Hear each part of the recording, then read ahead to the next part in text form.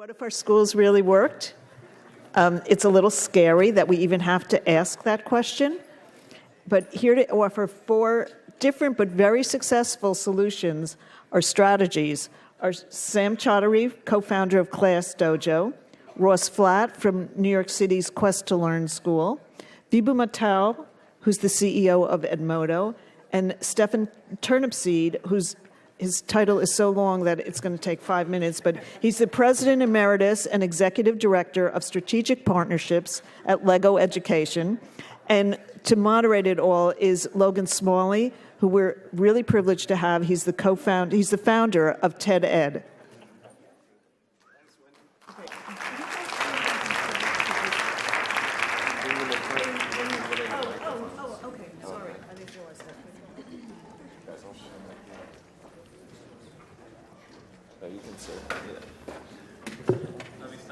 Nope, no slides. Good morning, everyone.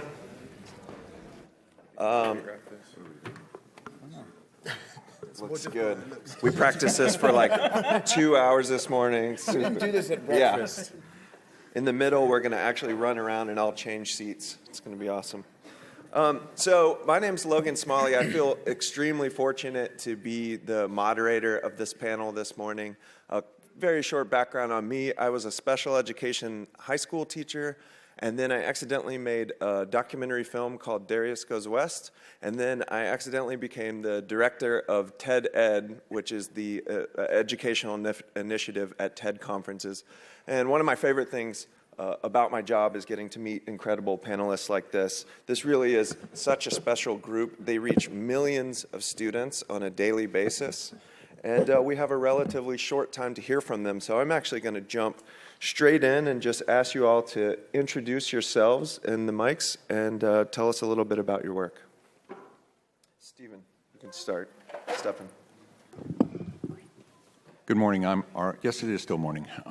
I'm Stephan Turnipseed. I work with Lego Education. I was president of North America for 16 years, and now I have a global role, which is why I have this Emeritus title.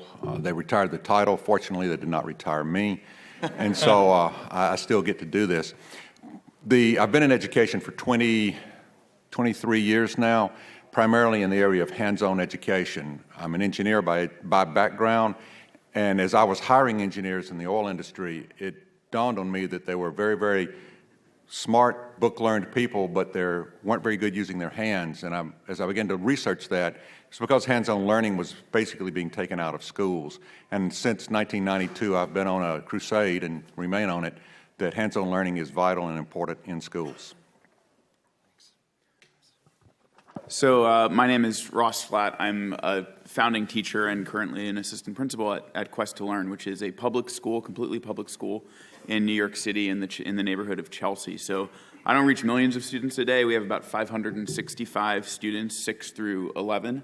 And next year we're going to have our first graduating class, so 6 through 12.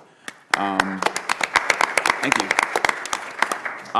So yeah, we opened up in 2009, and the whole idea behind Quest to Learn is, what if you took the principles that made games successful and you brought that into the classroom? So if you took these ideas of collaboration, of challenge as constant, of failure is reframed as iteration, feedback is immediate and ongoing, and most importantly, failure, I already said failure is reframed as iteration. It's what we use to inform our curriculum, our instruction, and deliver that to our students every single day. And I've had the pleasure of visiting Ross's school. It's an absolutely amazing atmosphere that you all have created. I'm really happy that you're on the panel, Ross. Thank you. Thanks. Vibhu. Hi, so I'm Vibhu Mittal, and I'm the CEO of Edmodo, which started off about 5 years ago as a startup aimed at trying to make teachers' lives easier. And I think the initial way the founders thought of it was as a social network for K through 12 teachers, meant to be able to allow teachers to share resources, discuss best practices, and so on. It evolved slowly into becoming more and more of a tool that teachers use in the classroom, because Edmodo allows teachers to bring their students onto the platform as well. And we are beginning to focus increasingly, as of this year, on even trying to get the triangle complete. So we're trying to get parents onto the platform as well. But unlike Ross and some of the others, we focus less on what the platform actually provides. So we don't necessarily try and nudge teachers into a particular direction. We focus more on providing a horizontal platform that teachers can use in whichever way they find useful. And we have currently about 50 million teachers and students across the world. Go ahead, Sam. Cool. Hey, everyone. I'm Sam. I'm the co-founder of ClassDojo. It's another education technology company in California. So we help teachers, parents, and kids, the triangle that we talked about, build stronger relationships with each other. Practically, what that means is ClassDojo is a mobile app that teachers use in the classroom to encourage kids for a whole set of skills that might otherwise get dropped from classrooms. There are lots of the intangible things like persistence and creativity and curiosity and teamwork. And then they also use the app to communicate how kids are progressing with these things to families at home. So, yeah. Great, thank you all. So the title of this this panel is "What if schools really worked?" It's kind of a daunting title. I mean, I think everyone in this room can speak to specific examples where things are working very well in schools, and also specific examples where things are totally, utterly failing. And so there's this huge challenge of it's a question that we wrestle with. And one of the things that, if you're talking about something working, it's very hard not to talk about, how you define whether it's working, how you measure it, how you measure what's working. And for better or worse, measurement is rampant in education on a macro level, on a micro level, on a policy level, on a personal level, and that comes from well-intentions. But one of the quotes that I discovered recently that just was so satisfying in terms of how we measure success in education was from Sir Ken Robinson, famous TED speaker, famous education person that you all know, and he said, "We have a tendency to make the measurable important versus the important measurable." So we have a tendency to make the measurable important versus the important measurable. So I'd actually like you guys, like we said, literally work with millions of students a week, or you have an entire school that you work directly with. You can answer this from your professional perspective or from education at large. I'll leave it to you. What are we measuring?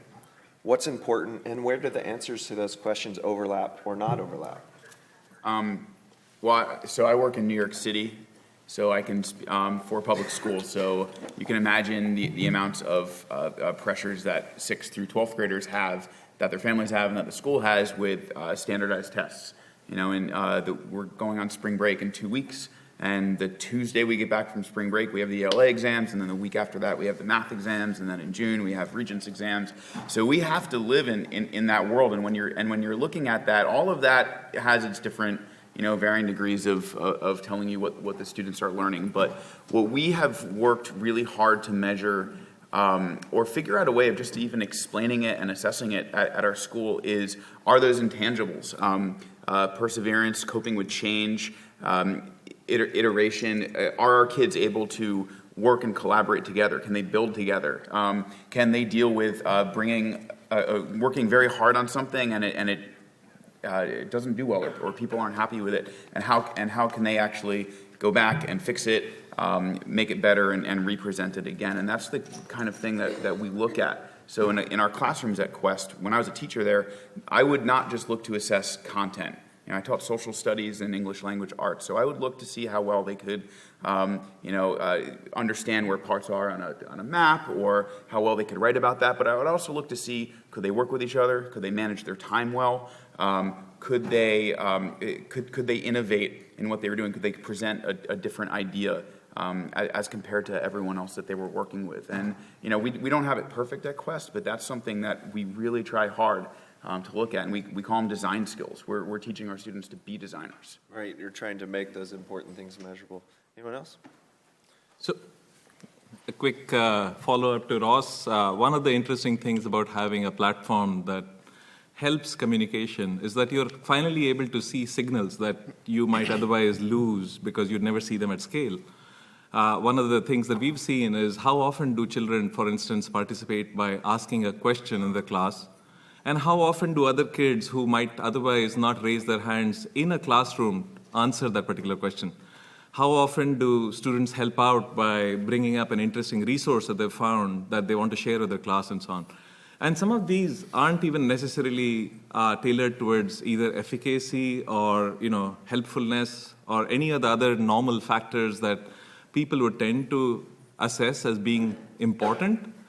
These are some behavioral factors that I think are incredibly useful in just being able to figure out how well you collaborate with other people. Because I think collaboration as a skill isn't necessarily easy to assess. And I'm not saying that being able to participate in classroom discussions is the only form of collaboration.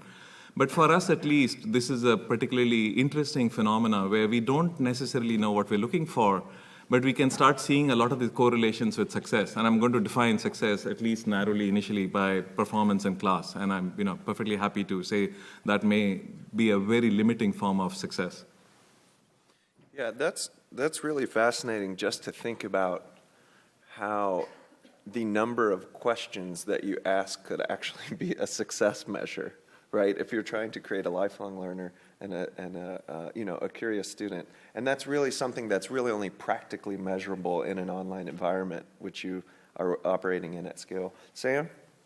I think the catch-all thing for me is just impact, right? So that's like depth of impact and breadth of impact. So when we started ClassDojo, one of the things I didn't mention was that, and it's the same for Edmodo actually, it's entirely optional for teachers to use it. So we don't actually go and sell to schools and districts. It's a free app that teachers can choose to use or choose to drop every day. And that actually holds you to a really high standard because it means you have to make things that teachers, parents, and kids actually want to use.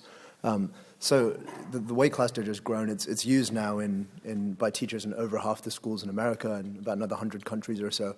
But it's grown entirely through teacher word of mouth. So I think that, if I'm being completely candid, certainly that was one important metric from the start was, are we doing things that teachers, parents, and kids actually want us to do? And it turns out that exactly as Ross said, when we looked at the best teachers that we spoke to in the early days of the company, they went far beyond just delivering academic content. In their classrooms, you had kids developing all these skills that kids in other classrooms never even got to, right? Because they had the drill and kill kind of style of instruction. So I think that was the second portion for us, was taking some of that best practice from those other teachers, the way that they recognized and encouraged some of these softer, less tangible skills perhaps, and started conversations about them with teachers and parents and kids. So practical metric for us is teachers now recognize some of these skills about 12 million times a day using ClassDojo. That's about 150 times a second every second of the day. And that's been a metric that we monitor because it shows how engaged teachers, parents, and kids are with what we're actually doing. So. As you can tell from looking at the panel, I've had significantly longer experience with the educational process. And I'm going to, since I'm not smart, I'm going to rely on wisdom. Having gone through, it's tough being on a panel with three smart guys like this. When I think about what works in school, and I want to give just a slight retrospective, I only took 2 standardized tests in my 1st through 12th grade experience. They were called ACT and SAT, and that was it. And I did reasonably well.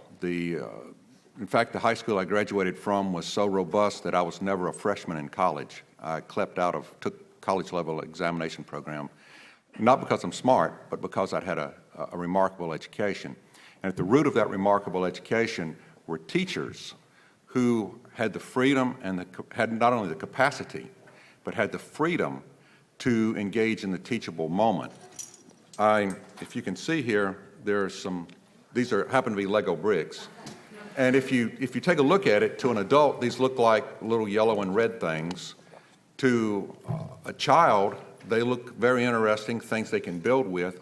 To a teacher, this is a window into a child's mind and into that teachable moment. And what I see work today in this notion of high-stakes testing, which is well-intended, something we've lived with for about 20 years now, and we do need to give some proof to the governing authorities that we are actually accomplishing education on some level. However, this has been taken to a very perverse place. We've now taken a single-point test that's basically on memorization, and perhaps a bit more than that, and we've reduced that number to a value of of pass-fail, a value of success, not success, a assessment of whether the teacher gets to keep their job or whether the school gets to stay open. This is not the purpose of assessment. That's not where it started. That's not where it should be. Assessment is a function of the teachable moment. And teachers have been doing this forever. So what I see working is in those areas where the local education authorities, the leaders in those areas, have managed to comply with the law, which we must do, otherwise we have a chaos in our society, but also do it in a way that the student becomes the focus of the educational experience, and the assessment that's being done and the work that's being done lifts that student up. Let's be real. A child entering the first grade today, by some statistics, 60 to 70% of the jobs that will be available to that child have not been invented yet. They've not been thought of. The tools have not been created. The problems have not been imagined. We are simply kidding ourselves if we think we can teach a child rote memorization of fact, and that is somehow going to equate to success. In my day, perhaps that was more true than today, although I would submit to you that education at its root was a lot about how to process experiences and how to interact with the world in a very successful way. And I think that's where we still see that. And we see bright spots. Ross's school, that's a wonderful school, manages to do both. A friend of mine in Taylor County, Kentucky, a full-on performance-based school, manages to do both. So I think as we look at education and look at learning more importantly, because recognize education is what goes on in the room, learning is what goes on in the head. And as we look at that and begin to think that through and get the parents on board, I think our ability to engage in these more successful practices will be enhanced. Because broadly speaking, business and industry is on board. The politicians are on board. The educators are on board. It's really the public that we're having to move to a new level of understanding that what worked for them and what's successful for them was fine. It's just that their kids don't live in that world. They live in a world where change is accelerating at 1,000 times faster than any time in the past. We must prepare children for a world we cannot describe. And to do that, we've got to look at things differently. And I'm excited that there are many places, and all that I've heard here today, these are examples of, wow, this will work, this is working, so. That's right. I mean, it's an inertia problem almost that you described. We can think back and say, this worked for me, it should keep working. But then at the same time, you can also acknowledge that the future is a completely different place. So you brought up something, examples of what was working. I'd actually love, you all have such massive perspectives. I'd love to hear more examples of what is working under the context of what's not working about schools. What are some sort of shining examples, whether it's a personal story at your school of something that's working or perhaps something replicable? Well, I mean, I think one thing we do at Quest that's really well and empowering is sort of what you were talking about is instilling in teachers this idea that the teachable moment is okay. Because the thing that drew me to Quest to Learn was I wanted to work at a place where creativity was at the forefront. A teacher, Leah, in our 6th grade, on one of our promotional videos, she says that she's never been on a television show or worked on a writing department, but she feels like that at our school.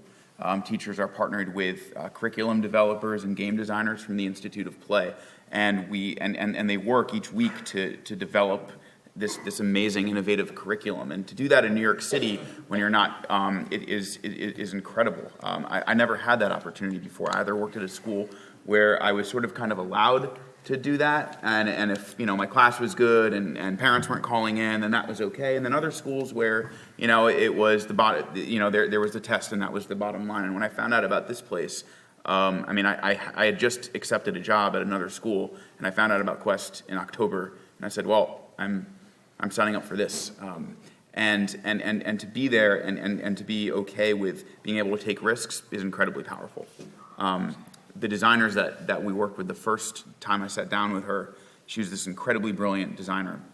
And I had never heard somebody in my career say to me, listen, I'm gonna pitch you some ideas, and we're gonna create something, and I might create a game that I've worked hours on, and you can tell.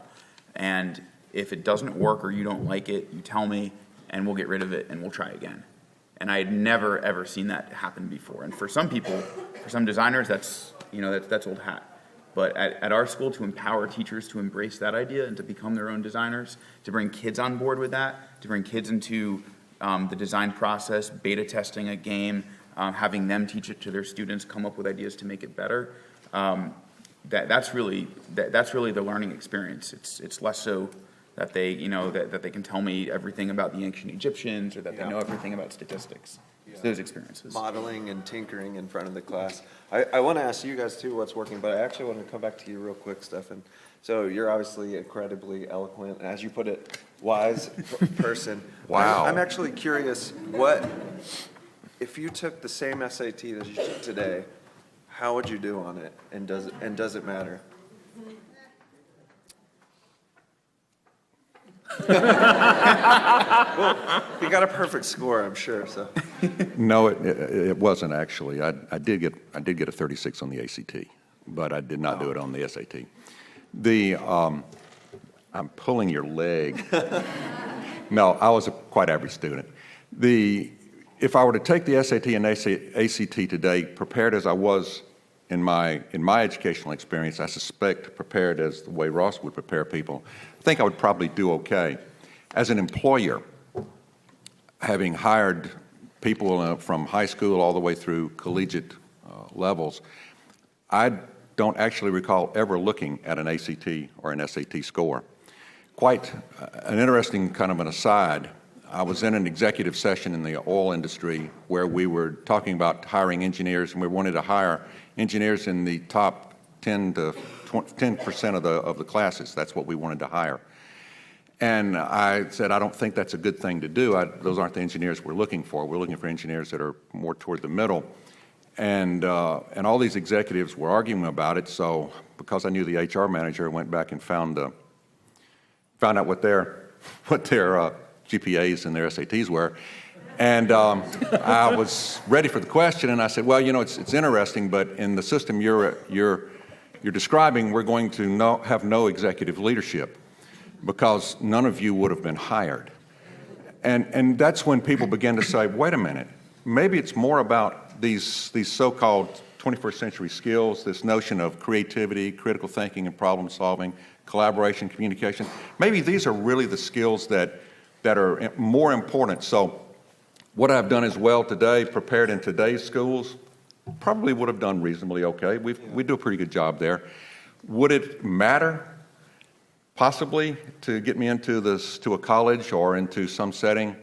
Would it guarantee my success? Absolutely not. Right. Absolutely not. It's just really interesting. I was just trying to provoke you a little bit because you have so many incredible things to say. And I mean, I actually looked up the test that I had to take to graduate high school. It's public now. And except for the tier 3 questions, which are the most difficult, you can actually just enter the question into Google, not Deep Blue, which we heard about early, just Google, and it knows the answers, not because it's Googling the question, just because it's in the synopsis. So I'm trying to figure out how so much meaning can be assigned to these tests when, the answer is literally a copy and paste away. Anyway, so I'd love to hear either, things that are working really well from your perspective, or if another path is something that you hear from your teachers that the one thing that could change that would really unlock, open a lot of opportunity, either answer. Shall I?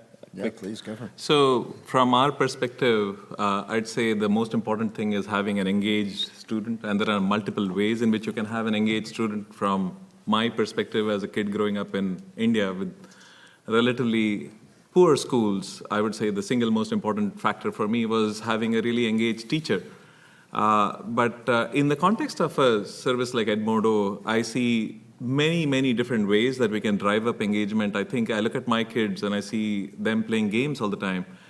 If I look at my younger son who plays Minecraft for hours a day, there are so many different ways to build learning moments into games like that because he's totally engaged, engrossed, and enjoys what he's doing. He tends to keep and internalize a lot of the learning a lot more than he would as a passive student sitting somewhere. So from my perspective, if there's one thing that I think we've learned at Edmodo is the fact that your peers and your teachers can share the most interesting resources that they've come across that may potentially engage you is, to me, the biggest sort of improvement that I've seen in 30 or 40 years of looking at schools, because it didn't exist when I was there. You essentially serendipitously stumbled across interesting books or interesting articles or maybe even an interesting question that somebody asked you. And now that's become much, much easier. And I think, if I had anything that I would look forward to, I think is the fact that, the next generation of kids will probably have access to far more interesting things than we can even dream of. Yeah, I kind of want to weigh in on, well, two things. First, on Stephan's point about just like where work is going. So I think like we're very harsh on our education system, but it was actually like it makes perfect sense for the economy it was set up to serve, which was much more of an industrial economy. And the model was that the cogs went down the assembly line and they all got polished to the same standard, and then they got QA'd and passed on. And depressingly, that sounds a bit like school. But like the economy is just moving on, right? In the last 15 years, you now have access to all the world's content in your pocket for next to nothing soon. And in that world, like, you start to wonder what the real function of school is. It can't be to try and fill your head with the subset of the content you can get on your phone. In fact, it becomes about helping people become people who are going to learn everything they need to know for the rest of their lives. So, like, I think it's like exactly the right point. And that's exactly how, even as a small startup, like, we're not hiring for the best degree out of college. What we're hiring for is stuff that you've actually done, ways that you've worked in teams, things that you've built, and so on. But the second point is interesting for teachers. And again, it comes back to being very relevant for ClassDojo because it's entirely teacher adopted as the first user. Is it teachers, no teacher wakes up in the morning, I think very few teachers actually wake up in the morning and say, I can't wait to nail like the third standard in the Common Core today. If you think about, if you talk to any teachers, and so I was a teacher, if you talk to teachers about why they get into teaching, it's not for the money, it's not for like the other stuff, it's because they want kids to be happy and successful. And I think what I've found certainly is just by providing really simple tools which appeal to that basic mission, I think you can have like quite a lot of impact in teachers' lives and students' lives and parents' lives too. Thank you.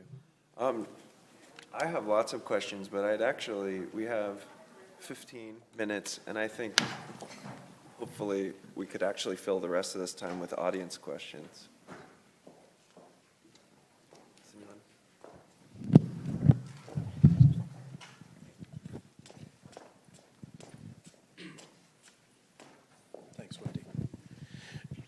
Gentlemen, while this panel was largely about school, all four of you have been leaders in the field of ed tech. And I'd like to address my question there because you're leaders as breakouts in ed tech. Lego, long a leader, Edmodo, ClassDojo, now seen as rising stars. How can the ed tech entrepreneurs and the developers in this room further foster the ecosystem of the types of changes you've been addressing, and how can they overcome many of the challenges that you seemingly have done so? Inarticulately said, but. Oh, I thought that's a great question. Thank you. Refer to that. Well, you've got to go with Lego. That's like the winner. Let me say this about that. There's some of us in here old enough to know where that quote came from. It would probably be unfair for us in Lego Education to claim that we're part of the ed tech community, since we really have only, our primary technology is Mindstorm's technology, which is the robotics technology that we've added in. I think if you broaden the definition of ed tech to include all forms of technology, technology is a hijacked word. It actually means more than computers and tablets. If you broaden it in that world, I think then you can begin to think a little bit about how the child experiences the technology. And when I talk to people in the startup community, people in the VC community, the venture capital community, oftentimes the discussion is always about the tool and not about the experience. And when we start with the tool, we almost invariably ask the wrong question. We say, well, how is this tool created? What is this tool? What is it? What is the size of it? What does it look like? Those types of things. And those are legitimate design questions that have to be asked and answered. Where human interaction is concerned, especially education, both inside and outside of the school building, the right question is more, what is the experience going to be for the child, and how will this facilitate the child's making sense of the world? The way we, knowledge is something we create. Content is something we have, experiences we have, but knowledge we create inside our heads, and it has to be done uniquely by each and every one of us. No one can open our head up and pour it in. And so how we make sense of that is very personalized and very different. And when we begin with that question, and when the advice I always give edtech companies or startups or even people like us in my own design field, we start primarily with what is the experience that the child is having? How is it enhancing the objective of the child, whether it be to learn more or whether it be to have in our toy business, have a play experience, if you will. How does it engage the child in this, what we call playful learning, this constructionist environment? And when you start with that, question, then almost always the rest of the questions will sort themselves out. If you start the other way around, and anybody who's ever done startup work and you guys are really, you guys really have done this stuff, when you start the other way around, that's a real challenge. That's a huge challenge. That's like trying to convince the world that when the Honda Accord came over from Japan, that was a passing fantasy, so we created the Vega and the Pinto as an appropriate response. Guys, that's answering the wrong question. Yeah, for us, it's about making learning meaningful and purposeful. We call it a need to know. So for me, I actually didn't utilize a lot of technology in my classroom. The games that students played were analog games. We created board games, and we did a lot of role-playing. So it was experiential learning. But if there was something that could transport students into a world that made what we were going to learn together more meaningful and richer, then I would go to technology. We use Minecraft all the time. Our sixth graders are going to be building amusement parks in Minecraft and creating that world so that they can show how slopes and angles are actually utilized in the real world, and they're going to take people on a tour of that. You can't really do that anywhere. We could probably use Lego, but you can't. But you can't really do that anywhere else but Minecraft. It's the best place to do it. So things that are immersive and experiential, for us, that's what we'd love to see.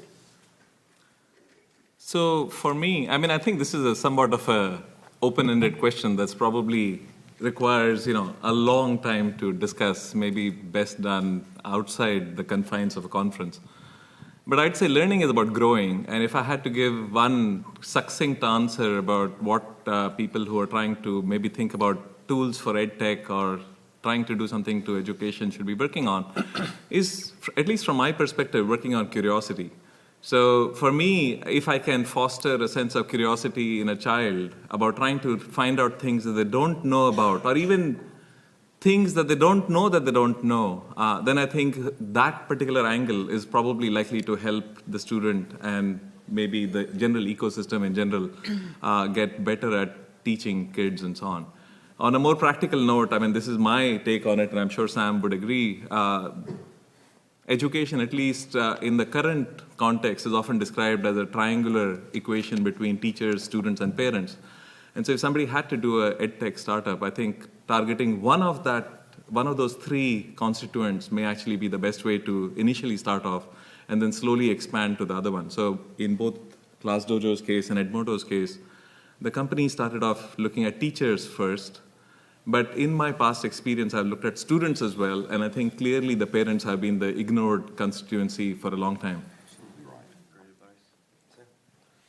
Maybe one or two things. So not many people know this, but when my co-founder Liam and I moved to California to start what became ClassDojo, we actually had a totally different idea. and it completely failed the basic test, which was, is it something that people want?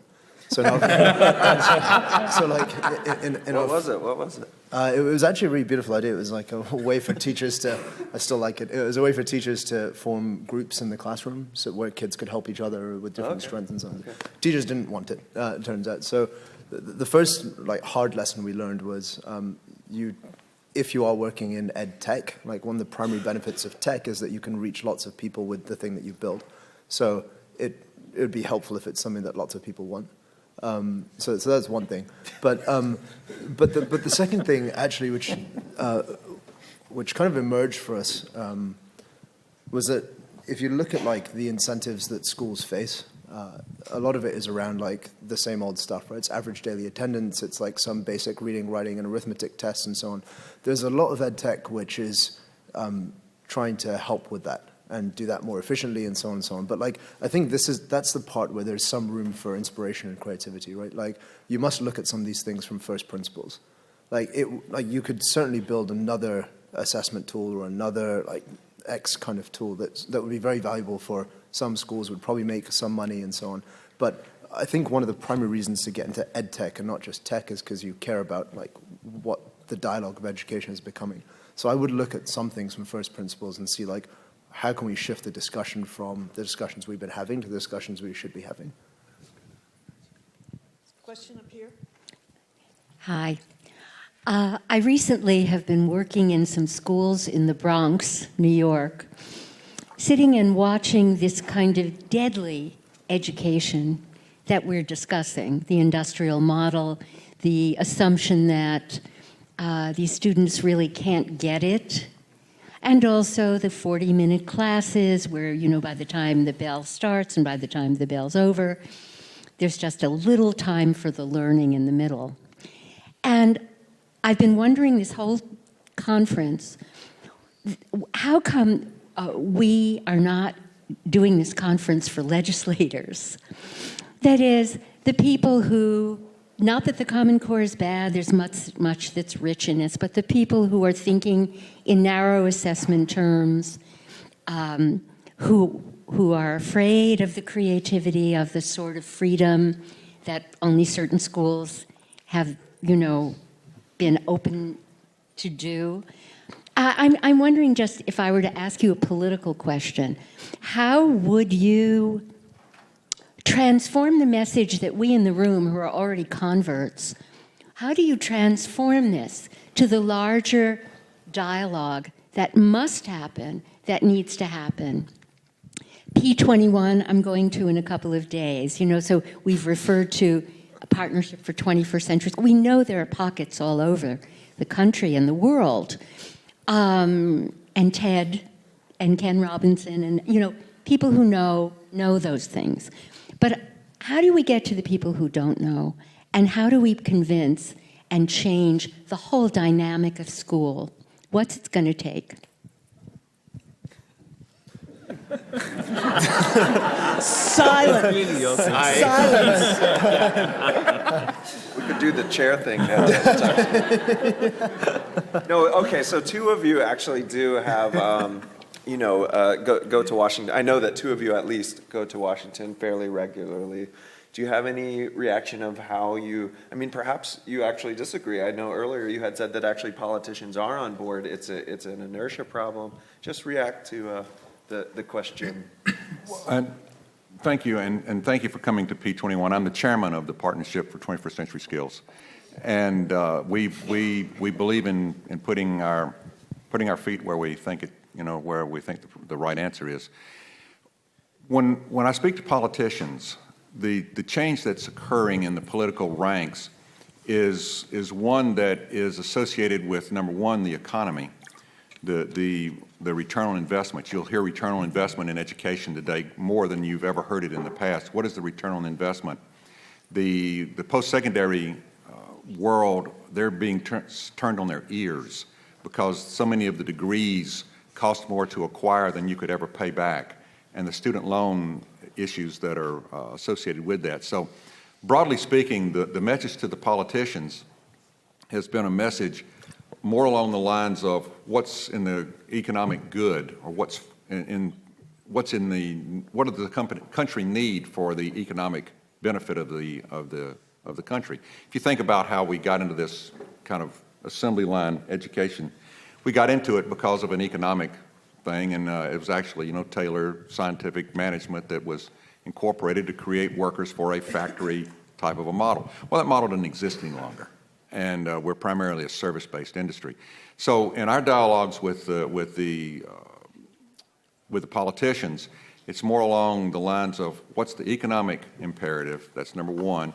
And the second is that we now have longitudinal proof that our current high-stakes testing is not producing the kind of employee citizen that the country is asking for. And we see this, I think the greatest thing that's happening is the movement of control from the more federal level, pushing it back toward the states. And you see things like Texas, who's delayed their testing. And even eliminated it. And by the way, it's illegal for me to talk about Common Core in the state of Texas. I'm not even allowed to talk about it. There's legislation about it. Or climate change, yes. That's true. But I think what that's all about is that people are kind of fed up with, it's not the Common Core that people have a problem with, it's the assessment piece of it. And California's delayed the assessment piece. And in states where my friend Terry Holliday in Kentucky, they've decoupled assessment from Common Core. So the politicians, they understand that if they decouple this rating system that everybody is tied to, then the discussion gets back to education. And I think increasingly we're seeing the political wisdom, the political inertia, if you will, understanding that they're answering the wrong question. They're using assessment to drive accountability, and that was never what it was designed for. And so I think, and I guess the final point is, it's parents. It's the voters. It's parents. It's us in this room. We as a nation have to recognize that we treat education as a rental property. We rent it for 13 years in the pre-K and the K-12 space, and then we leave it, and we don't invest in it. We look at it as, if you've ever rented something, you don't put any money in that, okay? And we've got to turn that around. And parents and grandparents have to recognize that investment in the education system and the learning of their youth is going to drive the future economy, and it's going to drive the well-being of their children. That's something that we dare not ignore, for we do so at our peril. May I? Sure. So quick answer, just to be a contrarian to Stephen, because this is probably the only opportunity I'll get to, maybe say something sort of contrarian to him. One way, I keep on hearing about how education is in a crisis, and in some ways your question reflected that. But I'll say one thing. A few years ago, I was at a conference in Stanford, and the Singaporean education minister stood up and said, we do incredibly well on every assessment metric that exists out there. We top the PISA rankings every year. And in 40 years, we've never won the Nobel Prize. And then he paused and he said, and we've never had a Steve Jobs. And we've never had, and he had a long list of things that Singapore had never done. So I think one way to do is to step back a little bit, and maybe we are right to be concerned about where education is. And I think the fact that we have a conference on play-based learning is in itself a great sign. But I think we are doing certain things right, given that the US is, in some sense, the center of creativity and entrepreneurship and a bunch of achievements that very few other countries, even on a per capita basis, can hope to emulate. So, not that I would say this is the time to go back and, smugly sit back and say we don't need to worry about it, but I would, and I say this partly just because I love arguing, and so I take... And we're going to take this outside. Thank you all so much. A round of applause for the panelists, please.